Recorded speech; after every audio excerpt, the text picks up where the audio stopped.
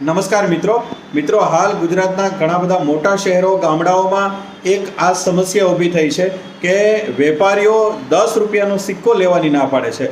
એક ગ્રાહક તરીકે આપણે જ્યારે કોઈ વસ્તુ લઈએ છીએ અને તેમને આપણે 10 રૂપિયાનો સિક્કો આપીએ છીએ ત્યારે વેપારીઓ એ 10 રૂપિયાનો સિક્કો સ્વીકારતા નથી અને જ્યારે આપણે તેમને આગ્રહ કરીએ, ઇન્સિસ્ટ કરીએ ત્યારે એ આપણને વેપારી એવો જવાબ આપે છે કે ભાઈ આ 10 રૂપિયાનો સિક્કો અમારી પાસેથી પણ કોઈ લેતું નથી અથવા તો બીજા કોઈ ગ્રાહકને આ 10 રૂપિયાનો સિક્કો આપીએ તો એ સ્વીકારતા નથી। તો આમ એક રીતે જોઈએ તો અવિશ્વાસનું વાતાવરણ ઊભું થાય છે। આપણે ત્યાં ચલણમાં રૂપિયાનો, 2નો, 5નો, 10નો એવા સિક્કાઓ ચાલે છે અને એ તમે કે કોઈ વેપારી નહીં પરંતુ ભારતની રિઝર્વ બેંક ઓફ ઇન્ડિયા એના દ્વારા પ્રમાણિત કરવામાં આવેલા છે। આમ તમે જ્યારે કોઈ વેપારીને 10 રૂપિયાનો સિક્કો આપો છો અને એ વેપારી સ્વીકારતો નથી તો એના રિએક્શન સ્વરૂપે તમને કોઈ 10 રૂપિયાનો સિક્કો આપે તો તમે પણ ના પાડી દો છો।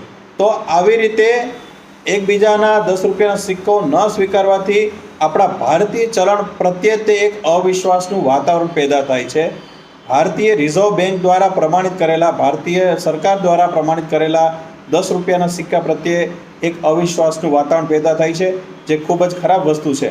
તો હવે જ્યારે તમે 10 રૂપિયાનો સિક્કો આપો અને કોઈ વેપારી એ સિક્કો સ્વીકારવાની ના પાડે, કોઈ બિઝનેસમેન સિક્કો સ્વીકારવાની ના પાડે તો તમે એના વિરુદ્ધ જે છે એ દંડાત્મક પગલાં લઈ શકો છો। એના વિરુદ્ધ રિઝર્વ બેંક ઓફ ઇન્ડિયાના એક્ટ 1934 મુજબ તમે કાર્યવાહી કરી શકો છો। આ ઉપરાંત આઈપીસીની એક્ટ 124/A મુજબ પણ તમે એની વિરુદ્ધ કાર્યવાહી કરી શકો છો અને આ ઉપરાંત તમે તમારા નજીકના ગ્રાહક સુરક્ષા ફોરમમાં પણ જે તે વેપારી કે જે તે વ્યક્તિ વિરુદ્ધ ફરિયાદ નોંધાવી શકો છો।